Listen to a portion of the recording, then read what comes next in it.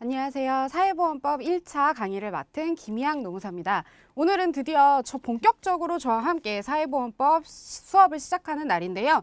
자, 오늘은 제가 말씀드렸다시피 오늘은 사회보장기본법 처음 들어가도록 하겠습니다. 일단은 저희가 이제 앞에 인트로 강의 끝났고요. 이제 여러분들은 본격적으로 저랑 함께 수업을 하실 거니까 팁을 좀 몇 가지 드리고 시작을 하도록 하겠습니다. 일단 제 강의를 활용하는 방법 먼저 설명을 해드릴 거예요.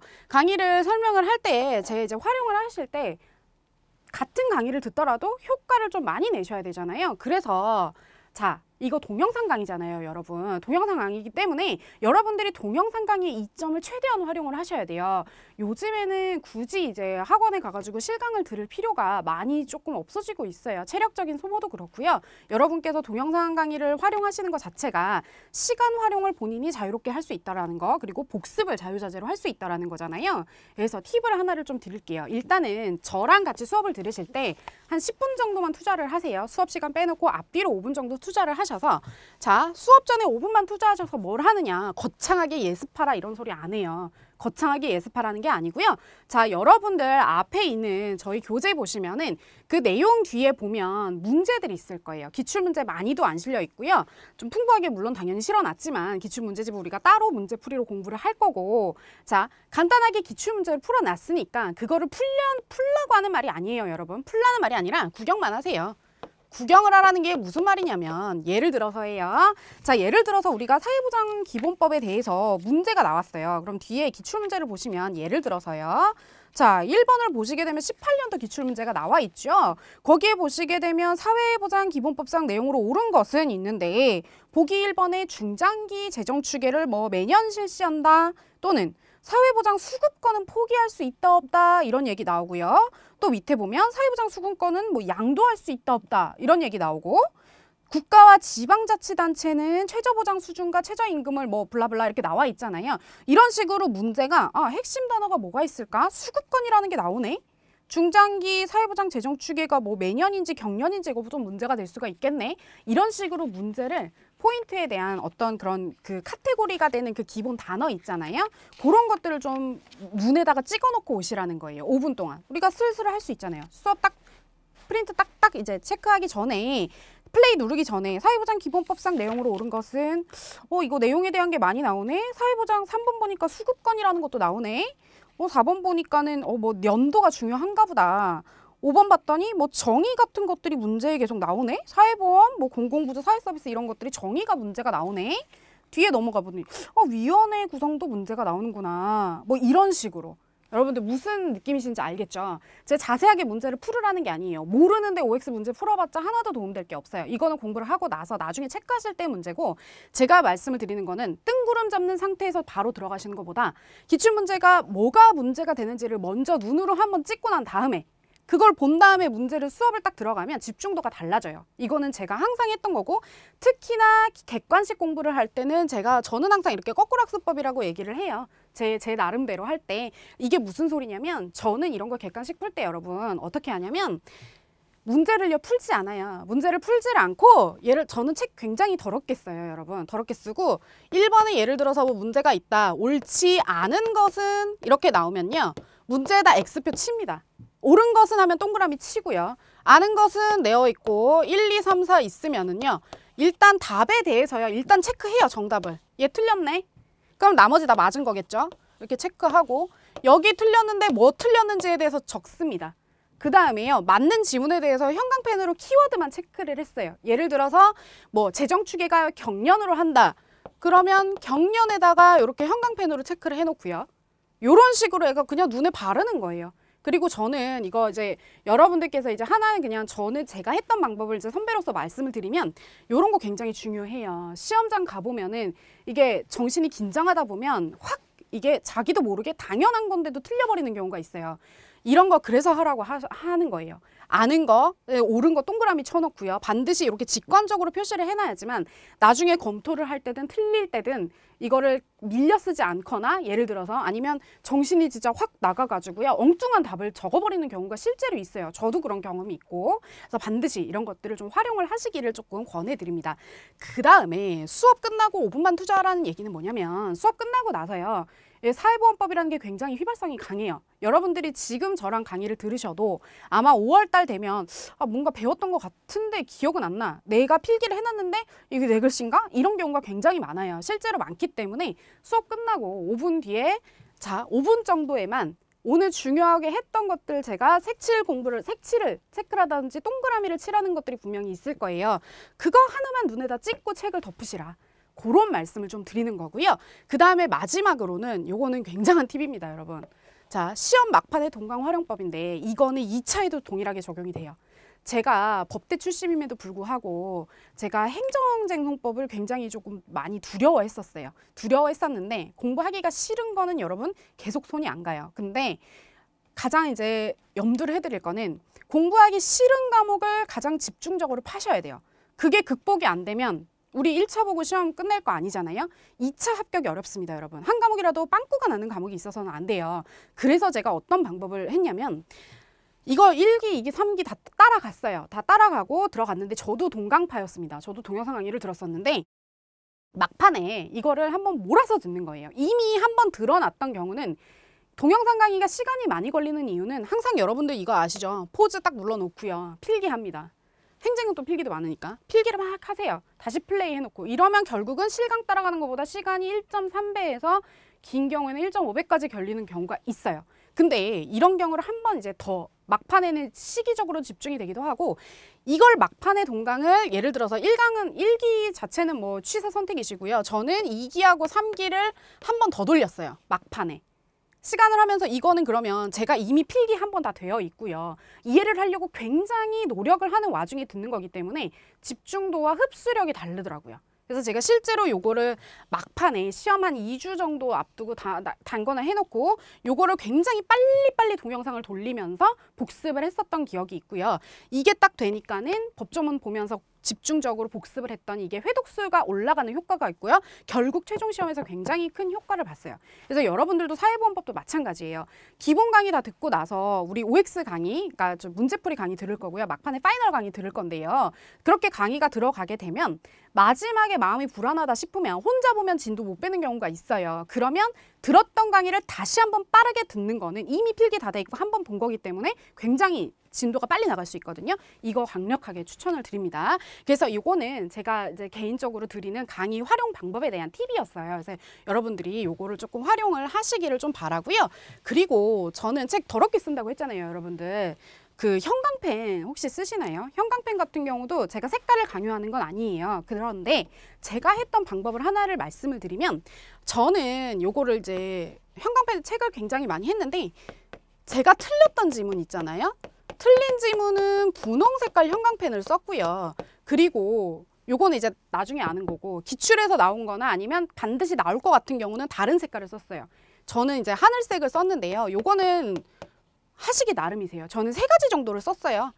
이제 중요하다고 하는 거는 제가 나중에 틀릴 것 같은 거 하늘색으로 쳤었고 기출은 주황색으로 썼었거든요.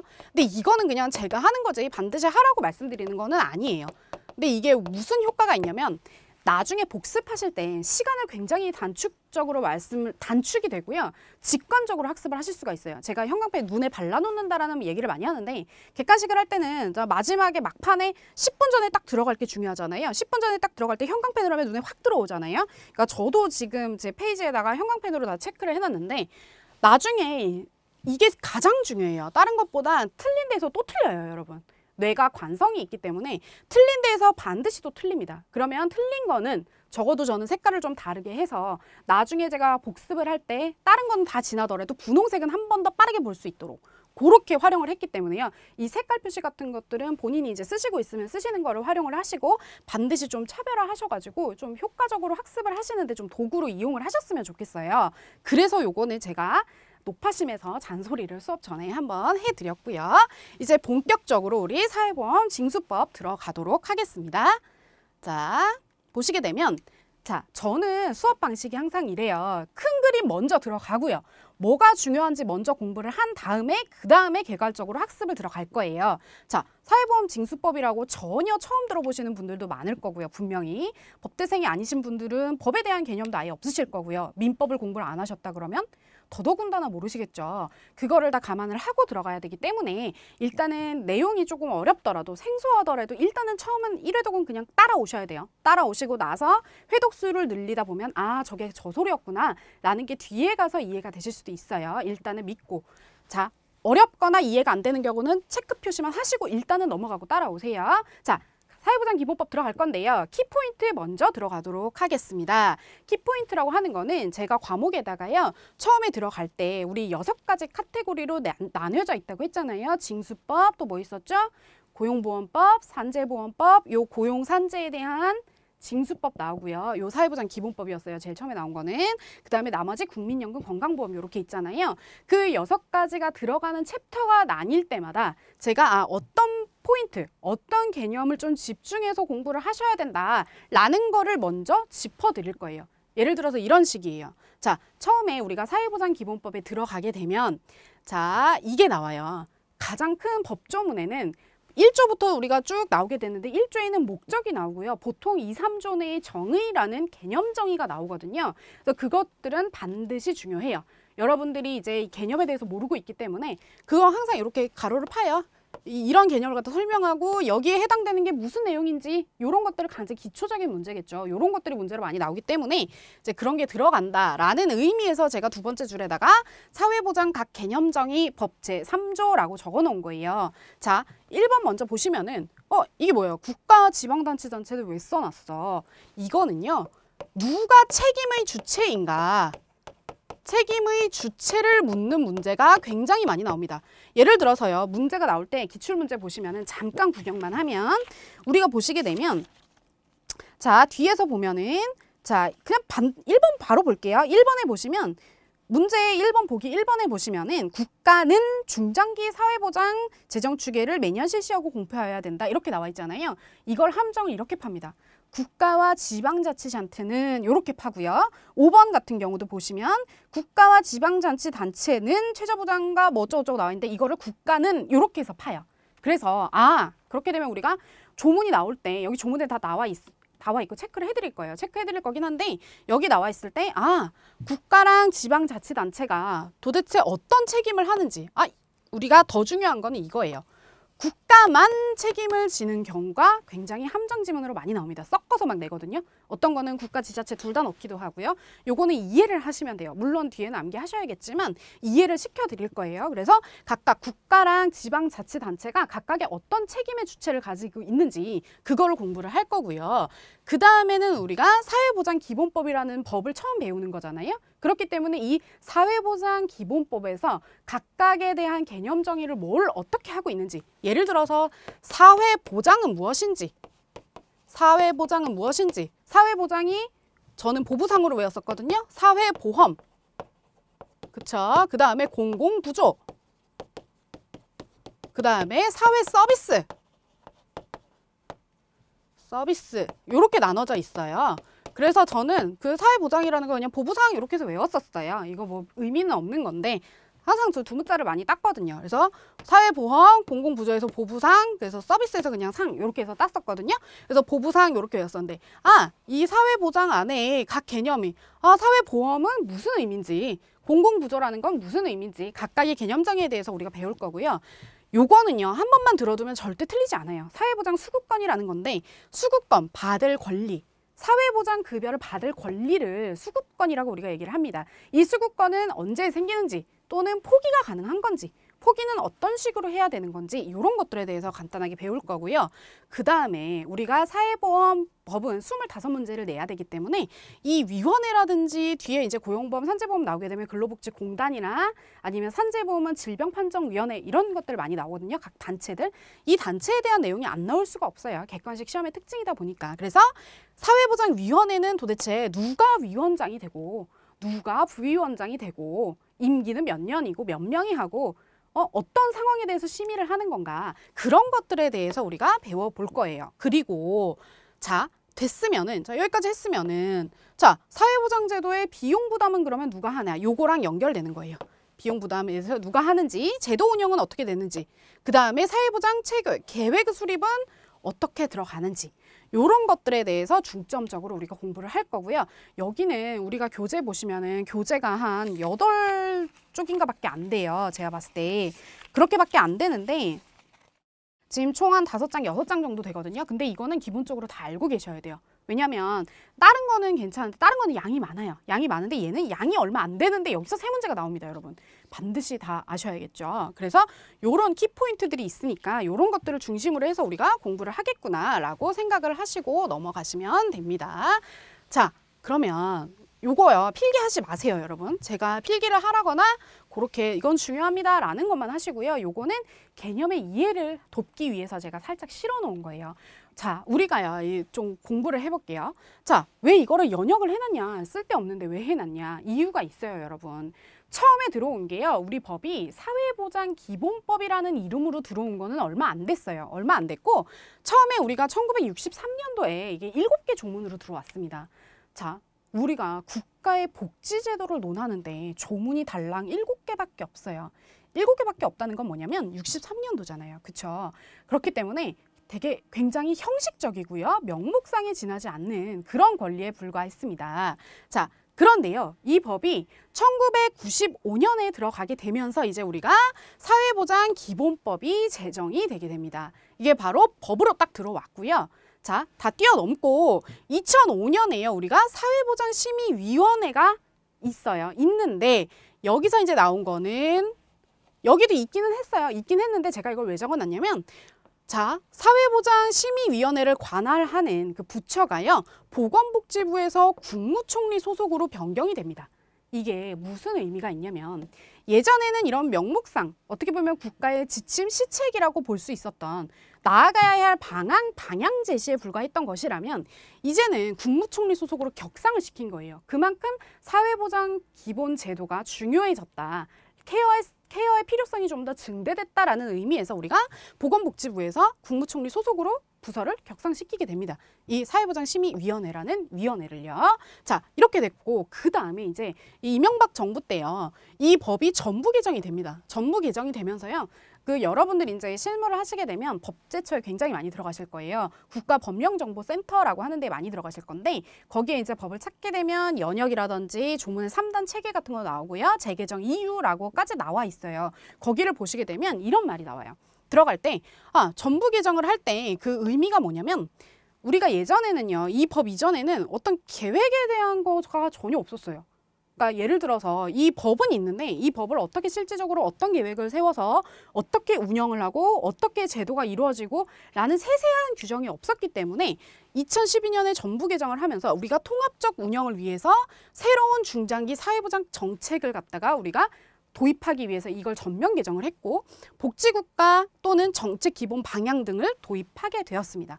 그래서 요 세대적인 개정 작업을 통해서 조금 더 구체화됐고 조금 더 실효적인 권리로 나아가고 있구나라는 걸 알 수가 있어요. 요것들 전부 다 문제랑 연관이 되는 거예요. 연역에 대해서 몇 년도에 뭐를 했다라는 게 아니라 이런 것들이 그래서 국무총리 소속이 됐기 때문에 뒤에 나오는 위원회의 위원장이 국무총리구나. 외우는 게 아니라는 거, 외우는 걸 조금 줄여야 된다는 거죠, 여러분. 이거는 체크를 해놓으셔야 되는 거죠. 그래서 이거 간단하게 언급을 했어요. 자, 다음 페이지 보시면요. 자, 이제 본격적으로 들어가는데 우리가 책이 굉장히 지금 사회보험법 책이 그러니까 여러 가지 편제로 좀 나눠져 있거든요. 시중에 이제 잘 팔리는 책들 보시면 어떤 것들은 제가 이제 봤던 책은 그냥 줄줄줄줄 표로 되어 있어요. 표로 되어 있고요. 어떤 거는 그냥 표로만 되어 있어요. 이거는 표로만 되어 있고 어떤 거는 그냥 쭉 기본 말로 되어 있고 기출 표시 같은 것들이 하나도 안 돼 있어요. 근데 이런 것들을 조금 보니까 하나하나가 다 장단점이 있더라고요. 그래서 저희 책에는 조문 다 달아놨고요. 조문 제가 쓸 때 이제 조문을 사회보장 뭐 예를 들어서 기본 개념에서 법 제3조 이렇게 반드시 근거 조문을 달아놨고 그 옆에 공부의 효율성을 위해서 기출지문 체크까지 다 해드렸어요. 그러니까 여러분들이 딱 보실 때 직관적으로 딱 보셨는데 책을 봤는데 밑줄이 많아요. 밑줄이 많고 기출 표시가 많이 되어 있어요. 그러면 그 부분은 반드시 조금 더 신경을 써서 보셔야 되겠죠. 그래서 이런 것들이 편제가 이렇게 되어 있는데 자, 요 편제는요. 요걸 보통은 따라갑니다. 거의 맞춰놨어요. 자, 사회보장기본법에 대해서 조문을 이렇게 보시게 되면 조문이 이제 장별로 이렇게 나뉘어요, 여러분. 장별로 나뉘는데요. 자, 1장은 총칙이 나옵니다. 총칙에는 뭐가 나오냐면 예를 들어서 이 법을 제정하게 된 목적이 나와요. 목적이라든지 기본 이념이라든지 이 법에서 나타나는 이 어떤 용어는 어떤 뜻을 가지고 있다라는 용어에 대한 정의 규정이 나오게 됩니다. 총칙에서는 그래서 그런 거를 배울 거고요. 그 다음에 두 번째 장에 가게 되면 국민의 권리가 나오네요. 사회보장을 하게 돼서 국민이 도대체 사회보장기본법에 의해서 어떤 권리를 가지게 될 건가 라는 것을 나오게 되고, 그 다음에 이 국민의 권리가 있으면 이걸 제도적으로 실현을 시켜야 되잖아요. 그렇기 때문에 사회보장 기본계획을 국가가 어떻게 수립을 하는가에 대한 게 3장에 나오고요. 이 수립을 하기 위해서 실질적으로 일을 하는 우리 사회보장위원회라고 하는 애들이 나오게 됩니다. 즉 그렇기 때문에 여기서 이제 기관이 어떻게 되는지, 위원장은 누구인지, 임기는 몇 년인지 뭐 이런 것들이 나오게 되는 거고요. 사회보장 정책의 기본 방향, 즉 요것들이 이제 연도 나오는 거죠. 재정 정책은 뭐 기본 계획은 몇 년마다 수립을 해야 된다, 재정 추계는 경년에 해야 된다, 이런 것들 쭉 나오게 되고, 실질적으로 운영은 어떻게 하는지. 자, 사회보장 제도를 계획을 잡았어요. 계획을 잡았고 기본 방향을 잡았으면 실제로 운영은 우리가 어떻게 해야 되는지에 대한 운영에 대한 방향에 대한 실현적인 것들이 나오게 되고요. 그 다음 6장은 자, 이런 것들을 다 국민의 권리가 있으니까 이 권리를 실현시켜 주기 위해서 우리가 계획 짜고 실현할 수 있게 방향 잡고 운영을 했잖아요. 그렇게 되면 이거는 진짜 구체적인 실현의 문제예요. 우리가 자, 저 며칠 전에 주민등록 등본을 떼러 갔는데 여러분들 주민등록 떼려고 그러면 어디 가서 떼셔야 되나요? 그쵸? 그냥 아무 때서나 동사무소에 가셔도 되고요. 인터넷으로 가능하잖아요. 지하철에 민원 발급기도 있고요. 다 공인인증서만 있으면 인터넷으로 가능하게 되어 있는데, 자, 모든 내가 해당하는 거주지역 그 동사무소에 가야만 되는 게 아니라 인터넷으로만 발급이 가능하잖아요. 그게 전부 다 이것 때문에 그러는 거예요. 사회보장 정보의 관리.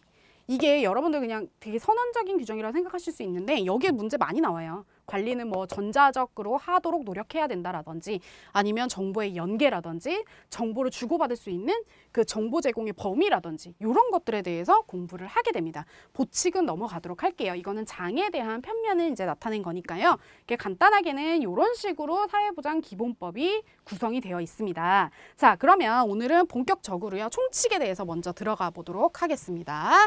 자, 총칙 들어가는데요. 우리가 수업은 본격적으로는 다 이제 책으로 할 거예요, 교재로.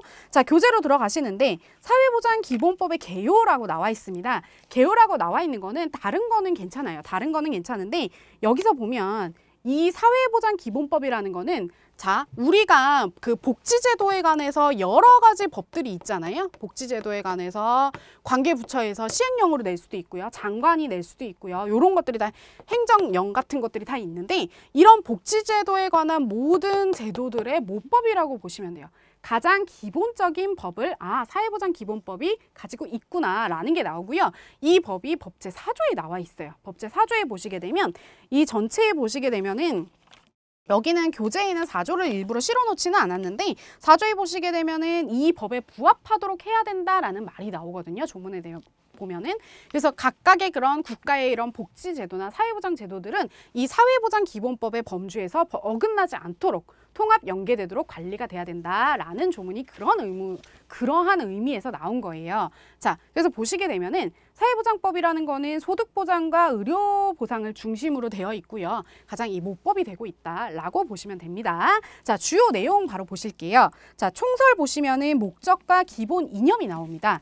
목적을 한번 읽어보시겠습니다. 자, 사회보장기본법이라는 거는 사회보장에 관한 국민의 권리와 그 다음에 국가 및 지방자치단체의 책임을 얘기를 한대요. 아까 그래서 처음에 들어갈 때 국가, 지방자치단체 슬래시 해놓고 이게 뭐가 책임의 주체인가라는 것들이 나왔잖아요. 그렇죠. 그게 여기서 도출이 되는 거예요. 이 조문 자체의 목적이 국가와 지자체의 책임을 논의하고 있는 거기 때문에 그래서 나오는 거고요. 그 다음에 보편적으로 다 궁극적으로는 국민의 복지 증진을 위해서 이게 만들어진 법이라고 볼 수가 있습니다. 자, 그렇게 되면 이게 기출에서 나왔어요. 기출이 돼서 나왔는데 요거는 다른 건 아니고요. 18년도에 기출이 돼서 나왔으니까 문장을 잠깐만 보면 우리가 뒤에 기출문제에 보시게 되면 자, 요거는 자, 국가와 지방자치단체는 최저보장 수준과 최저임금 등을 고려해서 사회보장급여의 수준을 결정해야 된다. 이게 맞는 지문으로 나왔어요. 그래서 이런 것들이 이렇게 나오는 거죠. 국가, 지방자치단체 책임을 논할 때 이런 식으로 나오기도 합니다. 그래서 잠깐 맛보기를 했고요. 자, 기본 이념이라는 거는 법의 2조에 있어요. 기본 이념이라는 거는 자, 모든 국민이 다양한 사회적 위험이라는 건 뒤에 조문에 한번 나오는데 태어나서부터 죽을 때까지 인간이 놓일 수 있는 그러한 이벤트들을 생각을 하시면 돼요. 특히나 이제 출산이라든지 양육이라든지 노령에 대한 질병, 예를 들어서 그런 것들을 각각의 위험이라고 얘기를 하거든요. 사회적인 위험. 자, 그런 것으로부터 벗어나서 인간다운 생활을 향유할 수 있도록 자, 여기에 좀 조심을 하셔야 돼요. 자립을 지원한다라고 되어 있어요. 자, 사회보장기본법이라고 해서 모든 그 국가가 부조를 한다는 게 아니고요. 1차적으로 국가가 바로 지원을 한다는 게 아니라 궁극적인 목적은 국민의 자립과 생활 지원을 위한 거예요. 그래서 요거를 조금 염두를 하시고 보시면 되고요. 자, 그 다음에 자, 자립을 지원해서 사회 참여나 자아 실현에 필요한 제도와 여건들을 조성을 해서 결국은 행복한 복지 사회를 이뤄나가는 거를 기본 이념으로 두고 있습니다. 자, 다음 장 보시게 되면 자, 이게 이제 본격적으로 나가는 건데요. 우리가 다음번에 이제 보시게 되면은 자, 요 슬라이드는 지울게요, 이제. 자, 이 슬라이드를 이제 넘겼는데 여기서 보시게 되면 이제 사회보장이라는 게 나와요. 뒤에 3조에 대하면 개념에 대한 정의가 중요하다고 말씀을 드렸잖아요. 자, 사회보장이라는 게 나오는데요. 자, 사회보장을 우리가 아까 제가 간단하게 언급해 드렸던 3가지 뭐라 그랬나요? 보부상으로 저는 외웠다고 했잖아요. 자, 이 사회보장이라는 게 나오는데요. 이 사회보장은 3가지 개념으로 이루어져 있다고 얘기를 합니다. 밑에 나와 있는 게 자, 보부상이었으니까 사회보험이죠. 사회보험. 각각의 단어들이 전부 다 객관식 보기로 나올 수가 있어요. 한 번씩 다 나왔었고. 사회보험, 그 다음에 우리가 나와 있는 공공구조, 그 다음에 사회 서비스라고 볼 수가 있습니다. 이게 개정이 됐어요. 사회복지 서비스에서 사회 서비스로 개정이 됐거든요. 그래서 사회 서비스라는 이렇게 글씨는 충분히 알아보시겠죠. 열심히 쓰고 있습니다. 자, 사회보장이라는 건데 자, 사회보장은 이 사회보험과 공공구조, 사회 서비스 이렇게 3가지로 이루어져 있고요. 얘를 실현시키기 위해서 우리가 그냥 쉽게 개념적으로 이 밑에 나와 있는 평생사회 안전망 을 통해서 우리가 하고 있구나라고 보시면 될 것 같아요. 그래서 요거까지는 쓸게요. 평생 사회 안전망입니다. 자, 이렇게 되어 있는데요. 자, 사회보장을 보실게요. 처음에 우리가 들어가게 되면 사회보장의 기본 개념이라 그래서 우리가 개념이 5가지가 나오는 거예요. 이 사회보장이야 이렇게 3개로 나눠져 있더라. 평생 사회보장 평생사회 안정망까지 해서 5개 개념인데 요거는 반드시 우리가 알고 넘어가야 됩니다. 자, 문제가 어떻게 나오냐면 잠깐 구경을 하고 가죠, 우리. 문제가 어떻게 나오냐면 자, 1번 보세요. 1번 보시게 되면 자, 이렇게 나오죠. 사회 3번 보세요. 1번에 보기 3번 보시게 되면 사회 서비스란 사회적 위험을 보험의 방식으로 대처함으로써 국민의 건강과 소득을 보장하는 거다. 나와 있잖아요. 힌트 주고 있어요, 여러분. 힌트가 뭐라고 나와 있어요? 중간에 제가 강조를 했죠.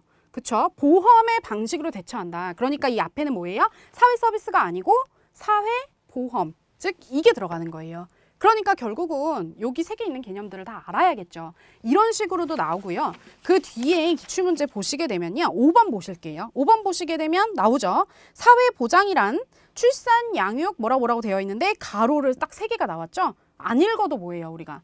자, 사회보장 나왔어요. 그쵸? 사회보장이라는 거는 결국 뭐예요? 보부상. 즉 사회보험, 공공구조, 사회서비스. 요거 나와 있다고 했잖아요. 그럼 정답은 뭐예요? 3번이죠. 이런 식으로 문제가 나와요. 이제 어떤 식으로 문제를 파고 함정을 놔실지 이제 좀 개념이 오시겠죠? 그래서 우리가 개념을 하나하나 설명을 해보도록 하겠습니다.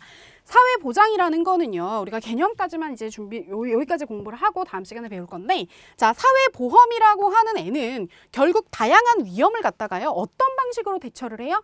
사회보험으로 대처를 합니다. 이거 예를 들어서 우리가 쉽게 알 수 있는 산재보상보험이라든지 또는 고용보험이라든지 우리 실업급여 받게 되면 바로 그게 모법이 고용보험이 되는 거죠. 그래서 이런 것들을 또는 건강보험, 국민연금보험 이런 것들 생각하시면 될 거예요.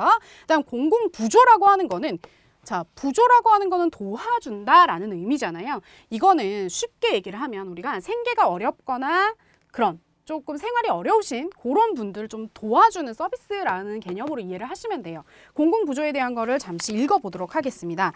공공부조에 대한 거 보시면은 자, 국가와 지방자치단체의 책임이라고 나와 있어요. 분명히 국가와 지방자치단체의 책임 하에 생활유지 능력이 없거나 생활이 어려운 국민을 최저생활을 보장하고 자립지원하는 제도라고 나와 있네요. 여기는 힌트는요. 최저생활이에요. 최저생활. 최저생활이 나오면 어려운 사람들 도와주는 거니까 이해하기 위해서 포인트는 최저생활에 있구나.